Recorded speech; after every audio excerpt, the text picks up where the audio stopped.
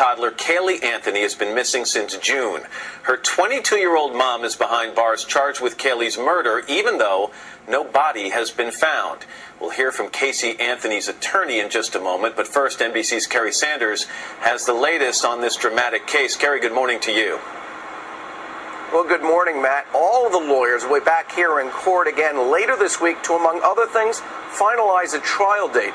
This, as prosecutors say, they are no longer seeking the death penalty in a case that remains very high profile. The murder charge against Casey Anthony is fast approaching a deadline. Under Florida's speedy trial rules, the 22-year-old mother who is alleged to have killed her daughter Caylee can demand her trial begin in just 4 weeks, a strategy that could pay off. But experts warn it's not without risk. The defense is trying to hold their cards. Again, unless they shift gears all of a sudden, they are loading on a very high-risk strategy to push this case to trial before anyone finds the body. The evidence building against Casey Anthony has produced more than 10 hours of videotaped conversations. I just want to be with you guys. I just want to help find her. 12 hours of audio recordings. There's something wrong. I found my daughter's car today, and it smells like there's been a dead body in the damn car. 1,780 documents and photos. I'm giving whatever information I can anyway, whether it's through this or through another outlet. I mean, I'm doing what I can, when I can. All of it public record under Florida law. There was a bag of pizza for, 12 days in the back of the car? And all of it played extensively on local TV news and in the paper in Orlando. The type of high-profile case that often leads defense lawyers to ask for a change of venue. But asking for the trial to be moved to another city would end a speedy trial. You'd have to go to planet Pluto to find a jury that hasn't heard about this case. But even if Orlando is awash in pretrial publicity, there's almost no place in Florida that's remained dry amidst this tidal wave. In recent days, several hours of new videotaped jailhouse conversations have been made public. We're going to get our little girl back. She's going to be just as she was. Evidence that continues to flow into the public as this high-profile case heads for a possible speedy trial with or without the body of 2-year-old Caylee Anthony, whose disappearance started it all. One piece of key scientific evidence, a single strand of hair taken from Casey's car out of the trunk. Investigators say tests show that it belonged to Caylee, and this is critical, that it showed signs of decomposition, meaning that it came from a dead body.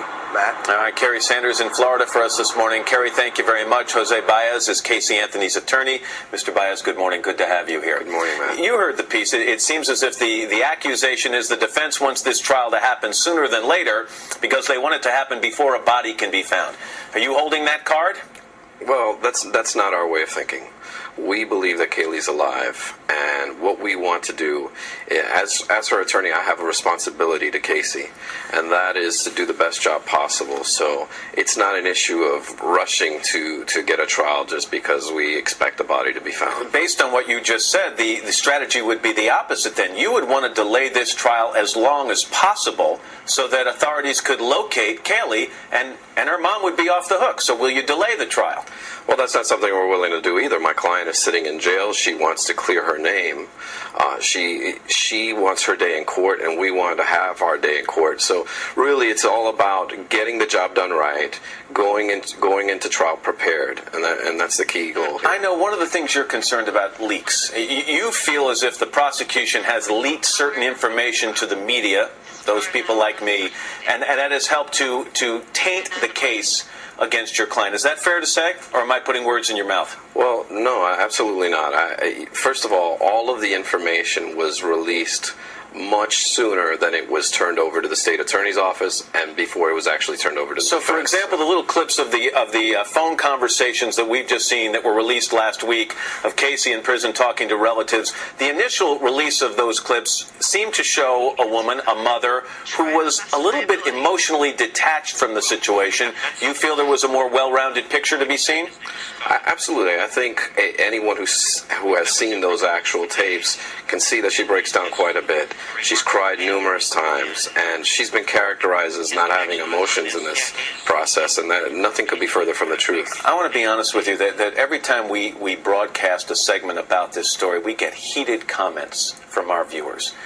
Many of those people are upset that we continue to even tell Casey's side of the story. They don't think there is reasonable doubt here, and I think a lot of them have decided that this presumed innocent thing should be suspended in this particular case. Do you understand that sentiment? Absolutely not. I can see where people get frustrated when they hear 30-second snippets in the media and hear only a portion, a fraction of the story. But the presumption of innocence in this country is something that shouldn't be waved away like it's a fly. But do you understand why the sentiment exists, given some of Casey Anthony's behavior during this investigation, some of the things she decided not to tell the truth about during this investigation? But that's just it. People don't know the truth. People don't know the full story. And how can you base your decisions and your conclusions on someone's life when you're dealing specifically with less than half the story? And that's what you're dealing with here. Can you get a fair trial where it's set to take place now in Orlando? We're certainly hoping so, Matt. But we're doing currently right now. What we're doing is doing the research in the different areas, different media markets, to see exactly where's the best place to see if we could possibly try this case. That we should be submitting to the court shortly. Casey, I would assume, knows you're here this morning speaking. Is there anything she wanted our viewers to know? Well, that she's innocent. Absolutely 100% innocent. And we'll have our day in court. We'll be able to tell everyone the full story, not just a fraction of it, where people have been assuming the worst.